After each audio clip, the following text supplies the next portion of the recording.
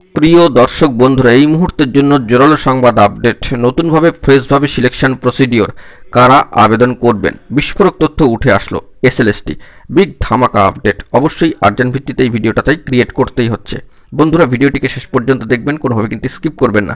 চ্যানেলটিকে এখনই সাবস্ক্রাইব করে নিয়ে সঙ্গে থাকবেন। চলুন কথাবার্তা না বাড়িয়ে আমরা মূল টপিকটাতেই ফোকাস করি। বন্ধুরা, যে বিষয়টি জানা যাচ্ছে যে নতুন নিয়োগ প্রক্রিয়ায় নতুন প্রার্থীরাও অংশ নিতে পারবেন নাকি শুধু চাকরিহারারাই, এই বিষয়টি এখনও পর্যন্ত স্পষ্ট নয় স্কুল সার্ভিস কমিশন বা এসএসসির কাছে, কার্যত সংশয়ান্বিত।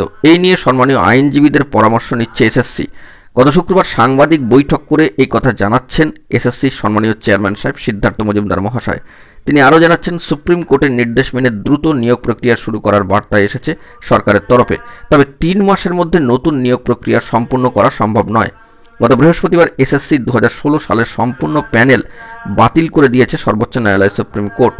এরপর সাংবাদিক বৈঠক করে চাকরিহারাদের পাশে থাকার বার্তা দিয়েছেন সম্মানীয় মাননীয় মুখ্যমন্ত্রী মহাশয়া। দ্রুত নতুন নিয়োগ প্রক্রিয়া সম্পন্ন করতে পদক্ষেপ গ্রহণের আশ্বাস দিয়েছেন তিনি।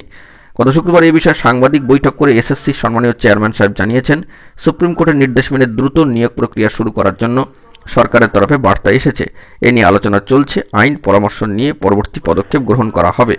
2-1 সপ্তাহের মধ্যে নিয়োগ প্রক্রিয়া শুরু করতে হবে, তার জন্য প্রস্তুতি শুরু হয়েছে। এসএসসি সম্মানীয় চেয়ারম্যান সাহেব জানিয়ে দিয়েছেন, 3 মাসের মধ্যে নিয়োগ প্রক্রিয়া কার্যত সম্পন্ন করা সম্ভব নয়। কেন তা সম্ভব নয় সেই ব্যাখ্যাও তিনি দিয়েছেন। তিনি জানাচ্ছেন, সুপ্রিম কোর্টের রায়ে 3 মাসের কথা উল্লেখ নেই। পাশাপাশি এটি একটি বড় প্রক্রিয়া।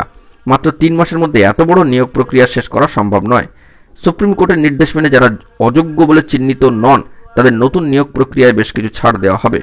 বয়সের ক্ষেত্রে তারা খানিকটা ছাড় পাবেন, কিন্তু এই মুহূর্তে প্রক্রিয়া শুরু সম্ভব নয় বলে জানিয়ে দিয়েছেন এসএসসি চেয়ারম্যান সাহেব। এ বিষয়ে অবশ্য বলা প্রয়োজন, তার পর্যবেক্ষণ সূত্রে সুপ্রিম কোর্টের নির্দেশ নিয়ে বেশ কিছু সংশয় রয়েছে। নতুন প্রার্থীরা এই নিয়োগ প্রক্রিয়ায় অংশ নিতে পারবেন কিনা তা এখনও পর্যন্ত এসএসসির কাছে স্পষ্ট নয়। এই কারণে আইনি পরামর্শ নিয়ে তারপরেই নিয়োগের কাজ শুরু হবে। সুপ্রিম কোর্টের রায়ে বলা হয়েছে, চাকরিহারাদের মধ্যে যে সকল ব্যক্তি এর আগে অন্য কোনো সরকারি দপ্তরে চাকরি করতেন, তারা আগের পদে ফিরে যেতে পারবেন।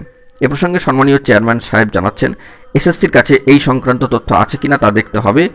এই চাকরিহারারাই ভালো বলতে পারবেন। সেই সংশ্লিষ্ট ব্যক্তি পুনরায় পদে ফিরে যাওয়ার জন্য আবেদন জানাবেন। এর জন্য প্রয়োজন পড়লে সুপার নিউমেরারি পদ তৈরি করা যেতে পারে। অত্যন্ত গুরুত্বপূর্ণ খবর আপডেট। বন্ধুরা, এখন এটুকুই। সকলে ভালো থাকবেন, চ্যানেলটিকে সাবস্ক্রাইব করে নিয়ে সঙ্গে থাকবেন। ধন্যবাদ।